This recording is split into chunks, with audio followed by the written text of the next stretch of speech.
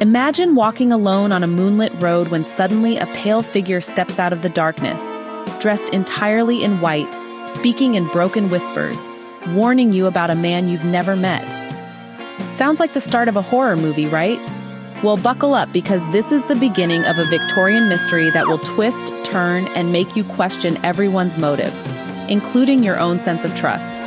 This is not your average love story. It's a tale of passion, secrets, fraud, and some very creative uses of identity. And oh, did I mention an Italian count with more titles than a medieval knight and a hypochondriac uncle who hates people more than mosquitoes hate insect repellent? Yeah, this story has everything.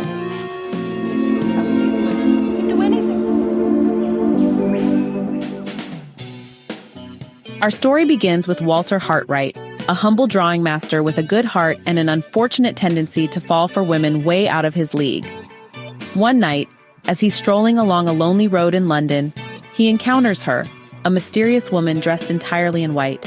She appears distressed, confused, and oddly terrified of someone. Before Walter can ask too many questions, she vanishes into the night like a Victorian ghost on a tight schedule. Later, Walter learns from the authorities that this woman, Anne Catherick, is an escaped patient from an asylum. Now, any sensible man would think, that's none of my business, and move on. But Walter? Oh no, he takes it as a sign that adventure, and possibly romance, awaits. Soon after, Walter arrives at Limmeridge House in Cumberland to take up his position as a drawing teacher. And here is where fate, or Wilkie Collins, decides to have some fun. Because the first time Walter lays eyes on Laura Fairley, the young lady of the house, he knows he's done for. It's the classic Victorian love-at-first-sight moment. Unfortunately, Laura is already engaged to Sir Percival Glyde, a baronet no less, thanks to a promise her late father made. And in Victorian England, a promise made by Daddy is practically carved in stone. Now, Walter is a decent man. He knows it would be scandalous to interfere. So what does he do? He nobly packs up his pencils and heartbreak and leaves the house. But before he goes, Laura's half-sister Marian Halcombe enters the scene. And let me tell you, Marian is the MVP of this entire novel.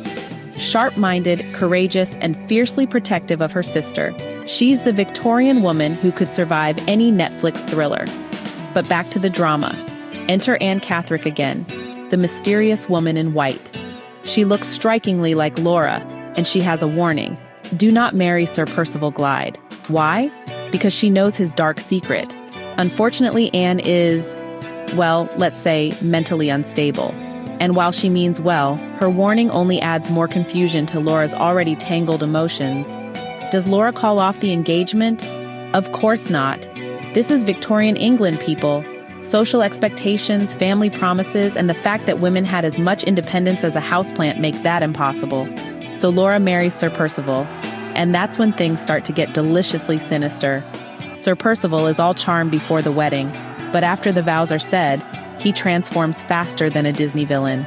Suddenly, it's all about money. Specifically, Laura's inheritance, her happiness, her dignity, minor inconveniences compared to his financial troubles, and just when you think things can't get worse, in slithers Count Fosco, Percival's charming, rotund Italian friend. Fosco is, well, imagine if Machiavelli had a sense of humor and an obsession with pet birds and sugar. That's Count Fosco.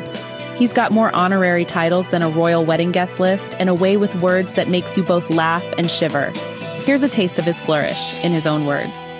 I arranged to pass the preliminary period of repose to which I have just referred in the superb mansion of my late lamented friend Sir Percival Glyde. We both wanted money. Immense necessity. Universal want. Is there a civilized human being who does not feel for us? Translation, we're broke, please sympathize. Now Percival and Fosco aren't just after Laura's cash. Oh no, they've got a plan so twisted it would make a soap opera writer blush. It involves secrecy, deception, and, wait for it, switching identities. Remember Anne Catherick, the woman in white? Yeah, she's about to become a major pawn in this dangerous game. Laura finds herself trapped in a marriage from hell, her fortune slipping into Percival's greedy hands, and her very identity under threat. Meanwhile, Marian, absolute queen that she is, risks everything to protect her sister. And Walter?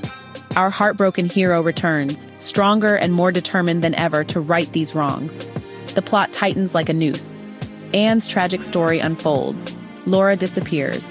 And when Walter finally pieces the puzzle together, it's a shocking mix of fraud, blackmail, and, spoiler alert, murder. Oh, and Sir Percival's big secret? Let's just say it's something that would get him instantly canceled on Victorian Twitter. I won't spill everything, but trust me, when the truth comes out, it changes everything for everyone involved. Through journal entries, testimonies, and letters, the mystery unravels in a courtroom-like fashion. 11 narrators take the stand, including the ever-hilarious Frederick Fairley, Laura's hypochondriac uncle, who would rather die than lift a finger for anyone. Just listen to this gem from him. It is the grand misfortune of my life that nobody will let me alone. What have I done, I ask myself. I ask my servant, Louis, 50 times a day. What have I done? Neither of us can tell. Most extraordinary. Eventually, justice triumphs, love conquers, and identities are restored, but not without cost. And the masterpiece behind this roller coaster of passion, deception, and drama? The Woman in White by Wilkie Collins. First published in 1860, this novel is considered one of the earliest and finest examples of Victorian sensation fiction. Sensational. What makes this book so brilliant is its narrative style. Collins didn't just give us a story, he gave us a full case file. 11 narrators, each with their own perspective, tell this tale as if they were witnesses in court. Walter Hartright and Marian Halcombe lead the charge, but every minor narrator adds texture and authenticity. Then there's the characterization. Every single character is unforgettable. Marian Halcombe, strong, clever, resourceful, a proto-feminist icon. Count Fosco, the suavest villain you'll ever meet, capable of feeding his pet mice while plotting your destruction. Frederick Fairley, a comedic masterclass in narcissism and hypochondria. Even side characters like Professor Pesca bring humor and charm. Remember this from Pesca? Among the fine London houses, where I teach the language of my native country, there is one mighty fine. In the big place called Portland, the fine house, my good dears, has got inside it a fine family. A mamma fair and fat, 3 young misses fair and fat, and a papa the fairest and the fattest of all. The themes run deep: love and sacrifice, greed and corruption, the fragility of identity, and the struggle for women's autonomy in a patriarchal society. Laura's gentleness contrasts beautifully with Marian's steel, while Fosco's manipulative genius exposes the rot beneath Victorian respectability. And let's not forget the structure. The suspense is relentless. Collins keeps every subplot alive until the very end. Just when you think you figured it out, he pulls the rug from under your feet. This isn't just a book, it's a chess game where every move counts. Finally, the humor. For all its tension, this novel sparkles with wit. From Fairley's melodramatic complaints to Fosco's grandiose speeches, Collins knows when to break the tension and keep readers hooked. Wilkie Collins, who lived from 1824 to 1889, was a master of mystery and a pioneer of the sensation novel. A friend and contemporary of Charles Dickens, Collins wrote stories that blurred the lines between respectability and scandal, often exposing the dark underbelly of Victorian society. The Woman in White is arguably his most famous work, laying the foundation for modern detective fiction and psychological thrillers. So, if you love intricate plots, unforgettable characters, and enough twists to make a pretzel jealous, do yourself a favor and pick up The Woman in White. Just don't read it alone at night, because somewhere out there, a figure in white might still be walking the road whispering secrets you're not ready to hear. Do you stay here? Hey, thanks so much for hanging out with me today. If you're interested in diving deeper into this book, I've left some links down in the description. You can use it to grab yourself a copy and keep the adventure going. And if you're in the mood for more great reads, don't go just yet. Click on one of the videos popping up right now that I think you'll love. And don't forget to give this review a like, leave a comment, or even subscribe if you'd like to see more.